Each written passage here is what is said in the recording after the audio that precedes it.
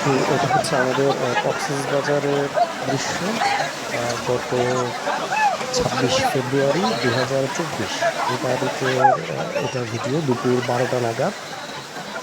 সেদিন একটা সরকারি ছুটি ছিল বাংলাদেশে, সব ঈদ বরাবর ছুটি। তো দুপুরবেলা তখন হচ্ছে এই অবস্থা। ব্যাস, সাথে সাথে আপনারাও দেখে নেন। কক্সবাজারে আমরা বেড়াতে আসি, এই হচ্ছে কক্সবাজারের দৃশ্য।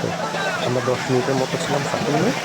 মেনলি আমরা আসলে কক্সবাজার বেড়ানোর উদ্দেশ্য ছিল না, আমরা সোনাদিয়া ছিলাম।